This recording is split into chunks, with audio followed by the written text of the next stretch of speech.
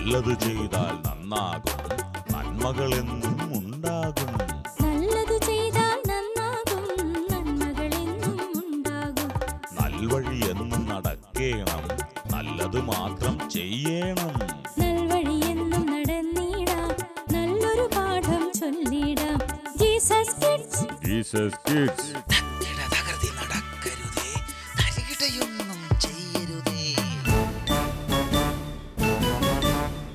ആനന്ദപ്പൂക്കളുടെ വസന്തമഴ ഏറ്റുവാങ്ങാൻ ജീസസ് കിഡ്സിലേക്ക് സ്വാഗതം.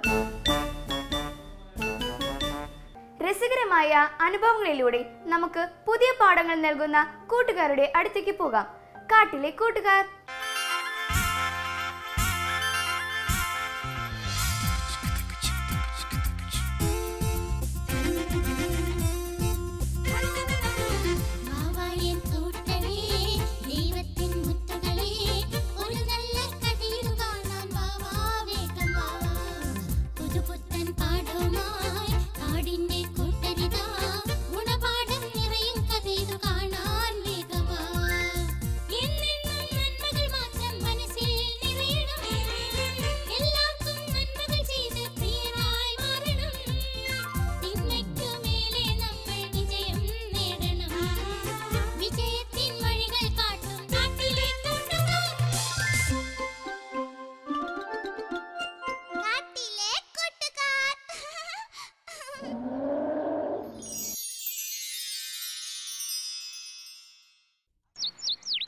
ആകെ തളർന്നു. എന്തൊരു കളിയായിരുന്നു. ഓ, ശരീരം മൊത്തത്തിൽ അത് വേർത്തു. അതെ അതെ അതെ, എന്തായാലും ശരീരത്തിനൊരു എക്സസൈസ് ആയി. എനിക്ക് നന്നായി വിശക്കുന്നുണ്ട് കേട്ടോ. ഇനി വീട്ടിൽ ചെന്നിട്ട് ഒരു കുളി, ഭക്ഷണം, പിന്നെ പഠനം. ഓ, ഇത് മൂന്നും എന്നെ കൊണ്ട് പറ്റുമെന്ന് തോന്നുന്നില്ല. പറഞ്ഞത് നേരാ. ഭക്ഷണം കൂടി അതോക്കെ, പിന്നെ പറഞ്ഞ കാര്യം കുറച്ച് പ്രശ്നമാ. എന്ത് പഠനോ? അതേന്ന്, ഭക്ഷണം കഴിച്ചാലേ ക്ഷീണം കാരണം ഉറങ്ങിപ്പോകും. ഞാനും ഉദ്ദേശിച്ച് അത് തന്നെയാ. അതെ, നമ്മൾ പഠിക്കാതെ ഭക്ഷണവും വിശ്രമവുമായിട്ട് നടന്ന വീട്ടുകാര് പിന്നെ കളിക്കാനൊന്നും വിടുകയല്ല.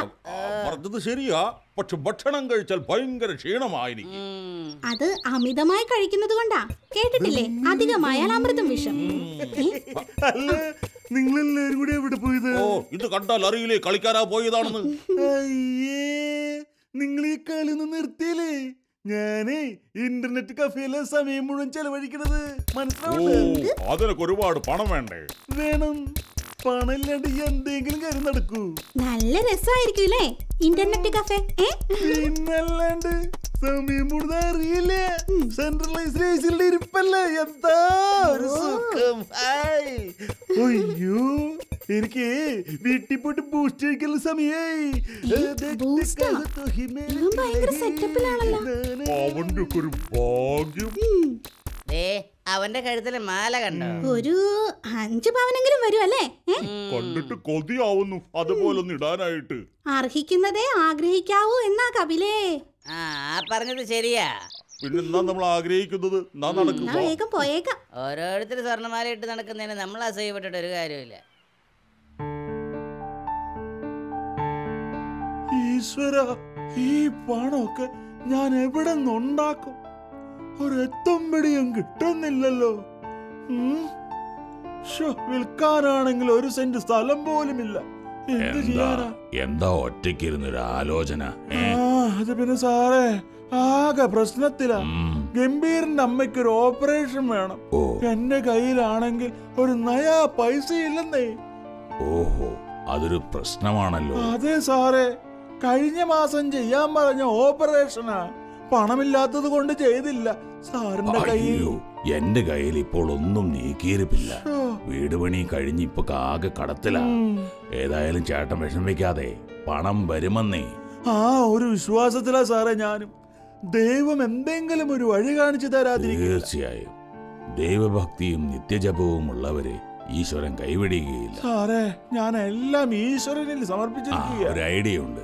നമ്മുടെ വനമിത്ര കോപ്പറേറ്റീവ് സൊസൈറ്റിയിൽ ലോൺ കൊടുക്കുന്നുണ്ട്. ഞാനൊന്ന് പോയി ഉപകാരം സാറേ. ഇതും ശരിയായാ മതിയായിരുന്നു.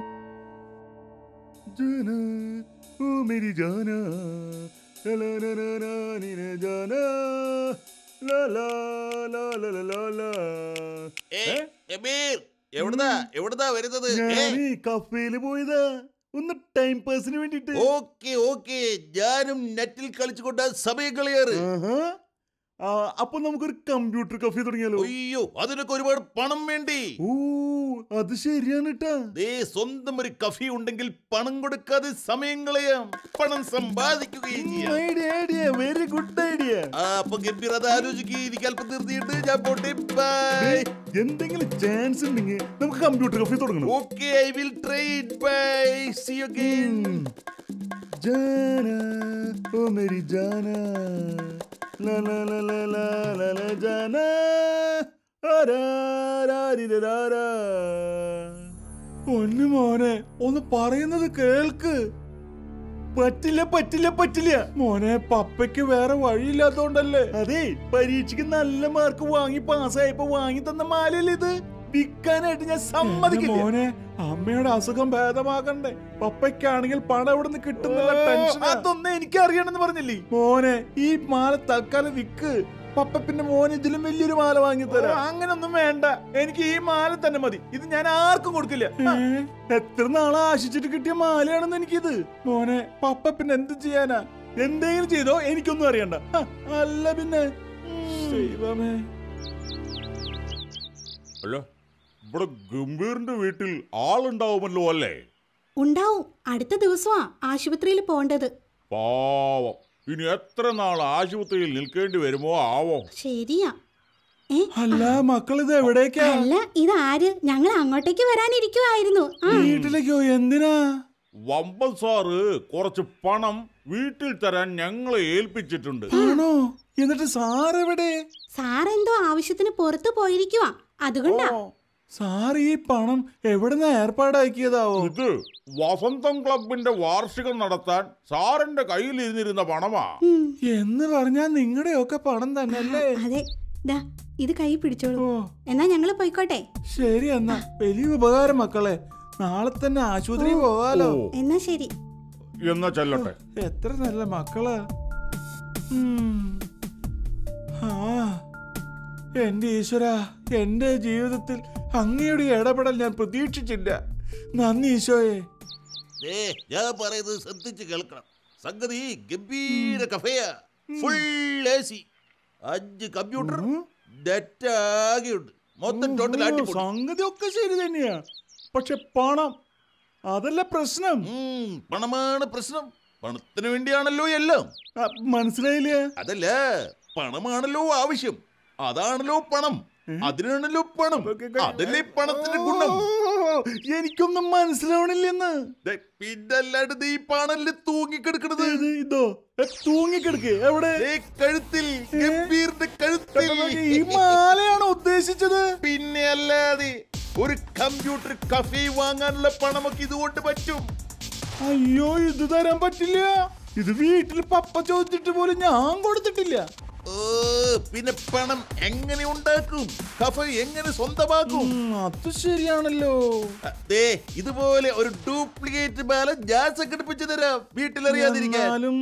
അത് പിന്നെ പിന്നീട് ആലോചിച്ച് പറഞ്ഞാ മതി. എനിക്ക് വേറെ പണിയുണ്ട്.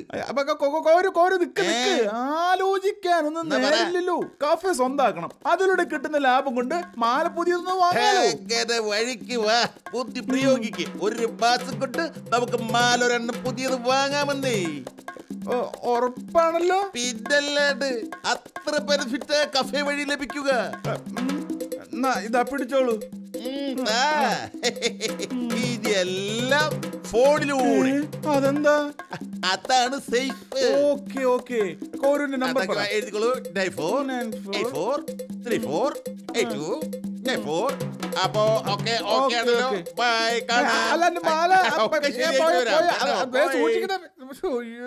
മാല പോയല്ലോ ദൈവമേ. ഇത് ഒറിജിനല്, ഇത് ഡ്യൂപ്ലിക്കേറ്റ്. ഇത് ഒറിജിനല്, ഇത് ഡ്യൂപ്ലിക്കേറ്റ്. ഒറിജിനൽ ഞാൻ വിൽക്കുന്നു, ഡ്യൂപ്ലിക്കേറ്റ് ഞാൻ ഗംഭീറിന് കൊടുക്കുന്നു. എന്തൊരു മണ്ടൻ. എന്റെ കയ്യിൽ മാല വിൽക്കാൻ ആ മണ്ടനിലാണ് വേറെ ആരെങ്കിലും തരുമോ? ഈ പണവുമായി ഞാൻ മുങ്ങുമെന്ന് അവനറിയില്ലല്ലോ. Duplicate, original, original, duplicate. ഈശ്വര. ഓ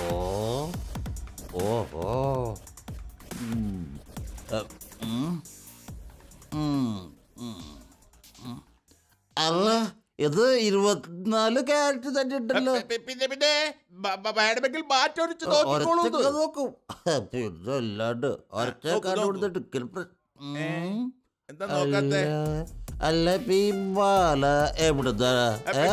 അത് എന്റെ മമ്മിയുടേതാ.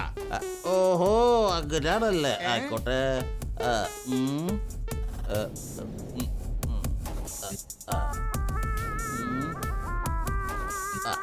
വെൽബോണ്ട് എന്തെടുക്കാത്താവോ? ഹലോ, ഇത് കോവറാ? അതേത് കോവർ ഗോൾഡ് ഫിനാൻസ്? ഒന്ന് ഇവിടെ വരണം. ഓ ഓക്കെ ഇപ്പൊ തന്നെ. ഓക്കെ ഇതിപ്പോ ആരെ വിളിച്ചത്? അതും പണം വേണ്ട, അത് കൊണ്ടുവരാൻ വിളിച്ചത്. അങ്ങനെ അങ്ങനെ. അപ്പൊ നമുക്ക് ഒരച്ചോടങ്ങാം അല്ലേ? Original Golda. 24 ക്യാരറ്റ് തികച്ചും കാണും.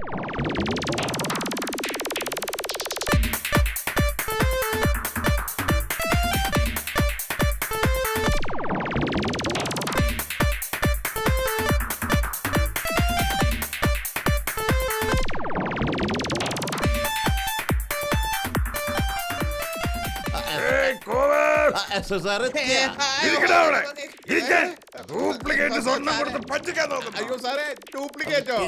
ഇതല്ലാതെ മാർക്കറ്റിൽ ഇത് തുച്ഛമായിട്ട് വിലക്ക് കിട്ടുന്ന റോൾഡ് ഗോൾഡ് മാല നീ തന്ന. റോൾഡ് ഗോൾഡോ? മാല മാറിപ്പോയതാ. മാല നീ എനിക്ക് മാറ്റി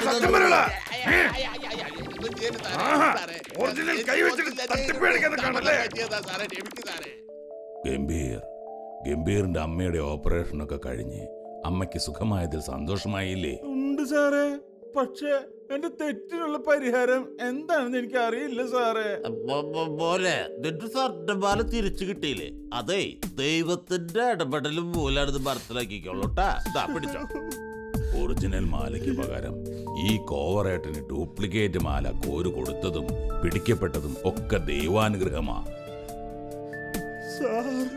ദേ, ഒന്നുകൂടി നീ അറിയുക, നിന്റെ അച്ഛന്റെ കയ്യിൽ ഞാൻ കൊടുക്കാൻ പറഞ്ഞ് മോട്ടുവിന്റെയും കപിലിന്റെയും കയ്യിൽ കൊടുത്തുവിട്ട പണം മോട്ടുവിന്റെ അമ്മയുടെ മാല പണയം വെച്ച് കിട്ടിയ കാശ.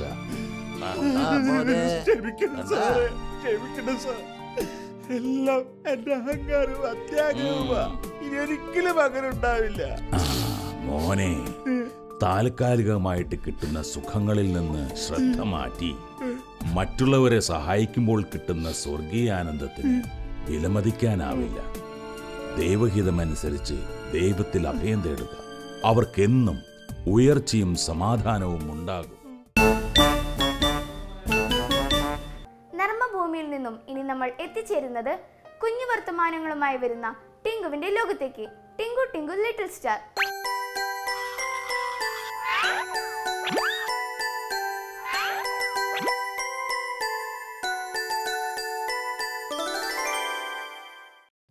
ഹായ് കൂട്ടുകാരെ. ഹായ് ടിങ്കു. ടിങ്കു കഴിഞ്ഞ ദിവസങ്ങളിലൊക്കെ ഒരു യാത്രയിലായിരുന്നു. എവിടേക്കാണ് യാത്ര പോയത്? ഒരുപാട് സ്ഥലത്ത് പോയി. ഓക്കെ, ഒരുപാട് സ്ഥലങ്ങളിലൊക്കെ യാത്ര ചെയ്ത് തിരികെ വന്നിരിക്കുക. ഓക്കെ, യാത്രയൊക്കെ ചെയ്തപ്പം എന്തെല്ലാം കാര്യങ്ങളാണ് കണ്ടത്? മലകൾ കണ്ടു, താഴ്വരകൾ കണ്ടു, കാട് കണ്ടു, മേടുകൾ കണ്ടു, പക്ഷികളെ കണ്ടു, മൃഗങ്ങളെയൊക്കെ കണ്ടു. ഓ, അത് ശരി. ഇതെല്ലാം കണ്ടു കഴിഞ്ഞപ്പോൾ മനസ്സിൽ എന്താ തോന്നിയത്? ഇതിൻ്റെ എല്ലാം എന്നിൽ ദൈവമാണ്. അതെ, ദൈവമാണ് ഇതിനെല്ലാം ഉണ്ടാക്കിയത്. എത്ര സുന്ദരമായിട്ടാണ് ദൈവം സകലത്തെയും സൃഷ്ടിച്ചതല്ലേ? അതെ അങ്ങൾ. ഓക്കെ, ദൈവം എങ്ങനെ ഉണ്ടാക്കിയതെന്നറിയാമോ? അറിയത്തില്ല അങ്ങൾ. ദൈവം പറഞ്ഞു ഉണ്ടാകട്ടെ.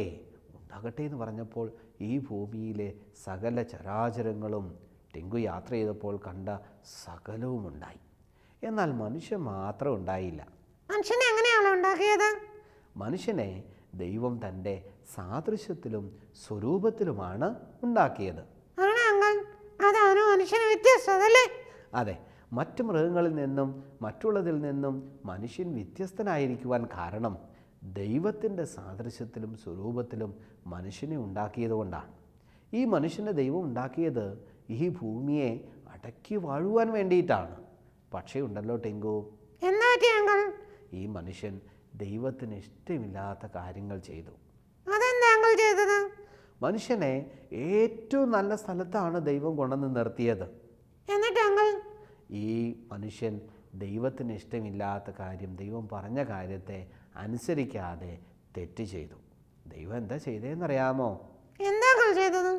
ദൈവം ആ തോട്ടത്തിൽ നിന്നും മനുഷ്യനെ ഒഴിവാക്കി.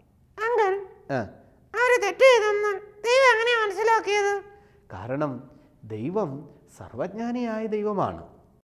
ദൈവം സകലത്തെയും ഉണ്ടാക്കി. കാരണം ദൈവം സർവശക്തനായിരുന്നു. അതുപോലെ തന്നെ ദൈവം സർവജ്ഞാനിയുമാണ്. ഈ ഭൂമിയിലെ എല്ലാ കാര്യങ്ങളും ദൈവത്തിനറിയാം. നമ്മൾ ചെയ്യുന്ന രഹസ്യമായി ചെയ്യുന്ന ഓരോ കാര്യങ്ങളും ദൈവത്തിനറിയാം. കാരണം ദൈവം സർവജ്ഞാനിയായ ദൈവമാണ്. പിന്നെ ടിങ്കുവിൻ്റെ കാര്യം മാത്രമല്ല, ഈ ഭൂമിയിലെ ഓരോരുത്തരുടെയും കാര്യങ്ങൾ ഈ ദൈവത്തിന് അറിയാം. ദൈവം വിശുദ്ധനായിരിക്കുന്ന ദൈവം കൂടിയാണ്.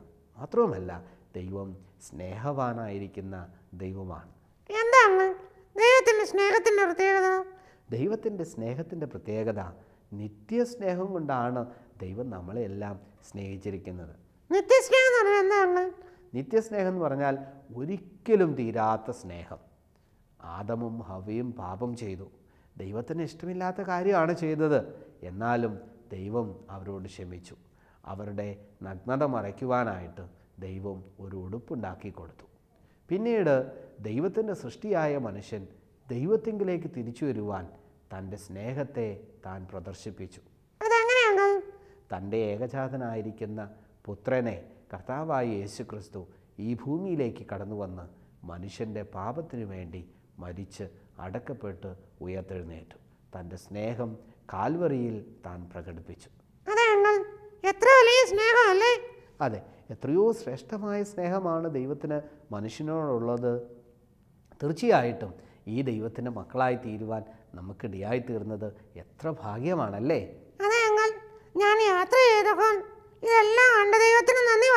അതെ, നാം ഈ ഭൂമിയിലെ സകല ചരാചരങ്ങൾ നോക്കുമ്പോൾ നാം ദൈവത്തോട് എപ്പോഴും നന്ദിയുള്ളവരായിട്ട് തീരണം. ഈ നല്ല ദൈവത്തെ, സ്നേഹവാനായ ദൈവത്തെ, വിശുദ്ധനായ ദൈവത്തെ നമ്മുടെ ജീവിതത്തിൽ അനുഭവിച്ചറിയുവാൻ ഇടവന്നതിന് നമുക്ക് ദൈവത്തിന് നന്ദി പറയാം. ഒരു വാക്യം എനിക്ക് ഓർമ്മയായിരുന്നു. ഏത് വാക്യമാണ്? സങ്കീർത്തനം. സങ്കീർത്തനം എന്താ അത് പറയുന്നത്? ഞാൻ പറയാം. ആകാശം ദൈവത്തിന്റെ മഹത്വത്തെ വർണ്ണിക്കുന്നു.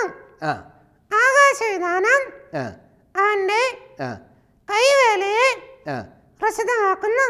അതെ അതെ, നാം ഈ ഭൂമിയിലേക്ക് നോക്കുമ്പോൾ ദൈവത്തിൻ്റെ പ്രവൃത്തിയും അവൻ്റെ കൈവേലയും കാണുവാനായിട്ട് സാധിക്കും. ഇത്രയും മനോഹരമായി ദൈവം സകലത്തെയും സൃഷ്ടിച്ചു. എന്നെ സൃഷ്ടിച്ചു, എന്നെ അവൻ സ്നേഹിച്ചു. നമ്മെ ഓരോരുത്തരെയും അവൻ സ്നേഹിക്കുന്നു. അവൻ്റെ നല്ല മക്കളായി നമുക്ക് ഈ ഭൂമിയിൽ വാഴാം. അതിനായി ദൈവം നമ്മെ ഓരോരുത്തരെയും സഹായിക്കട്ടെ. ഓക്കേ, എങ്ങനെയുണ്ടായിരുന്നു ഇന്നത്തെ കളിയാട്ടങ്ങൾ?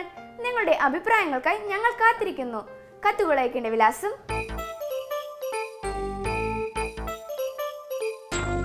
ഞങ്ങളുടെ വിലാസം: the producer, Jesus kids, Shalom TV, Peruvannamuzhi PO, Kozhikode. Pincode 673528. വിനോദം കഴിഞ്ഞു. ഇനി പഠനം, പ്രാർത്ഥന, വിശ്രമം. Bye by.